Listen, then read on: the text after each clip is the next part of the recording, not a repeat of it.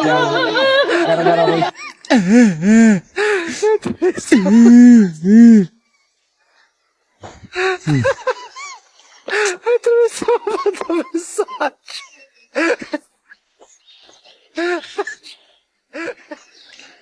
Kok bisa jadi kayak gini semua pendukung Pak Jokowi?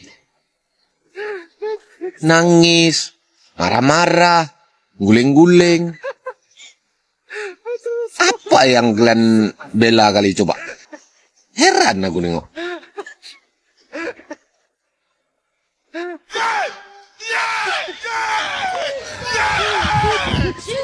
Gak habis berpikir aku, kok bisa ada rakyat Indonesia macam ini?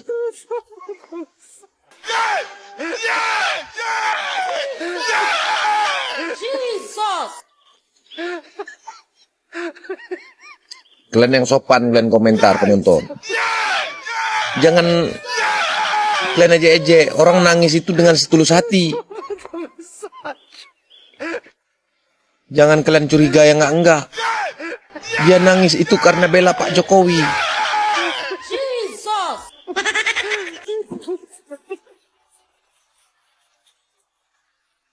Pening kepala aku nengok.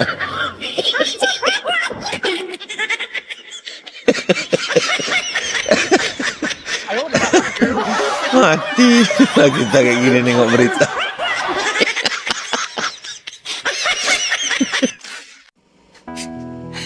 Bukan ternak Mulyono kalau tidak blow on kayak yang ada di video tadi. Saya kira ibu-ibu ini sudah kehilangan akal. Apakah keluarganya tidak ada yang merasa malu menyaksikan sampai-sampai merengek di jalan seperti itu, disaksikan oleh banyak orang? Nah, semua ini dilakukan oleh ibu-ibu ini semata-mata karena mendapatkan bansos dan juga baju. Seperti yang akan saya tampilkan berikutnya, di mana para ibu-ibu atau termul ini memaksa dirinya menangis hanya karena bansos, menangis tanpa air mata. Nah, sahabat-sahabat, tanpa berlama-lama, tanpa banyak basa-basi, baiknya kita simak dulu video berikutnya. Yang semakin kesini para termul semakin konyol dan terlihat semakin stres karena mungkin junjungannya sudah tidak lama lagi masuk buik. Kenapa menangis? Pak Jokowi baru nangis. Itu dia.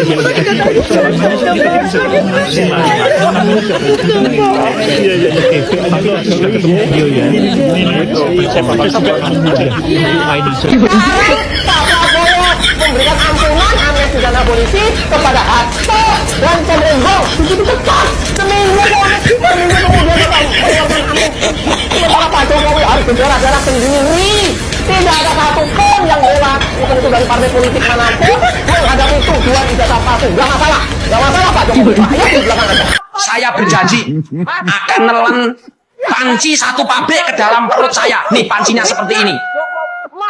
Nih, kalau sampai ijazahnya Bapak Jokowi palsu, saya akan telan panci ini satu pabrik. Pak Jokowi menang lagi dengan strategi politiknya.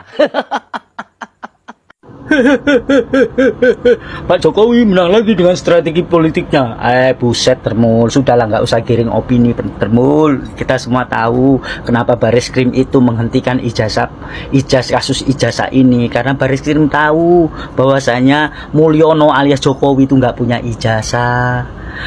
Dan yang harus teman-teman tahu ya, untuk Kapolri yang menjabat saat ini Bapak Listio Sigit Prabowo itu yang mengajukan calon tunggal itu Bapak Presiden Jokowi pada waktu itu. Hanya untuk apa? Hanya untuk melindungi kroni-kroninya. Sudahlah termul, nggak usah giring opini, kita semua tahu.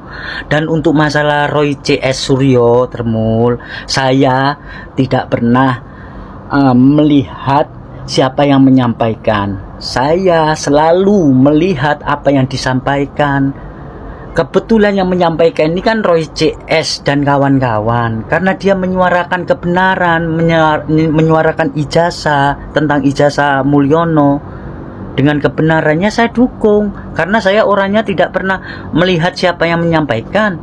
Saya melihat apa yang disampaikan, dan orang-orang ini kan menyampaikan kebenaran gitu loh termul. Paham termul? Dan duanya lagi, kamu punya dua pokok, saya menjawab dua pokok.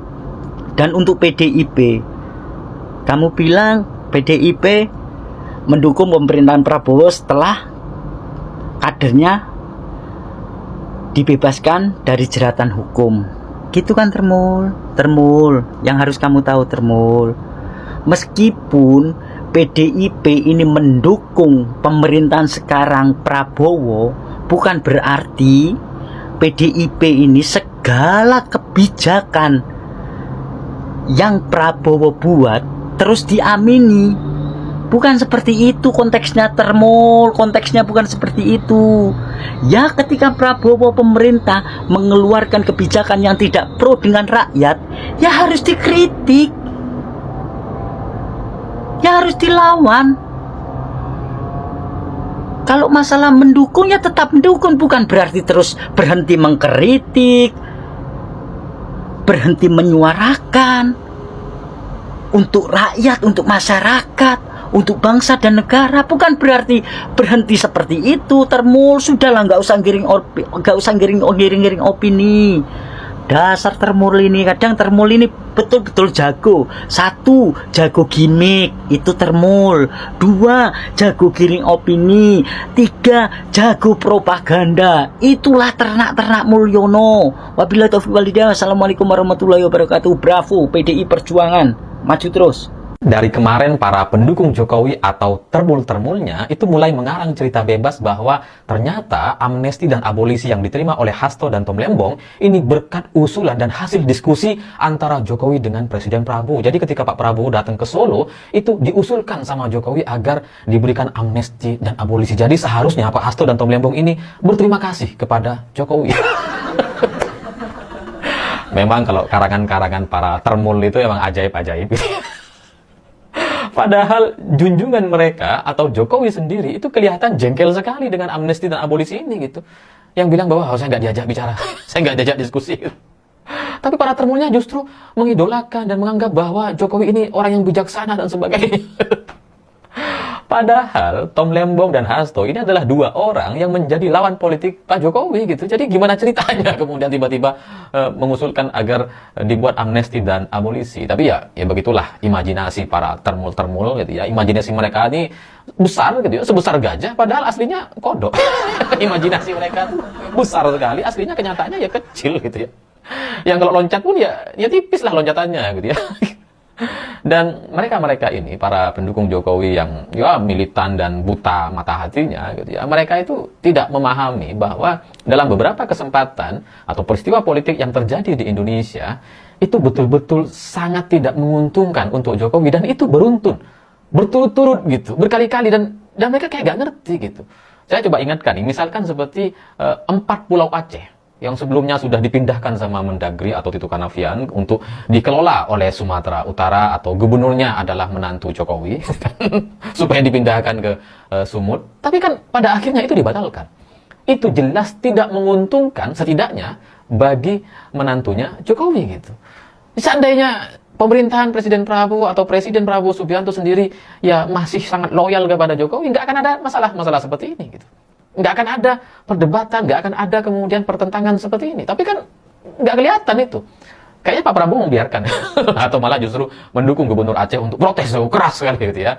Supaya jadi alasan untuk mengembalikan 4 pulau milik Aceh itu kembali kepada Aceh dan tidak lagi dikuasai atau dimiliki atau digeser oleh Sumut. Jadi itu yang sangat terlihat jelas di depan mata kita, bahwa kepentingan atau peristiwa politik yang sangat tidak menguntungkan Jokowi itu kelihatan kayak gak terbaca sama para termul.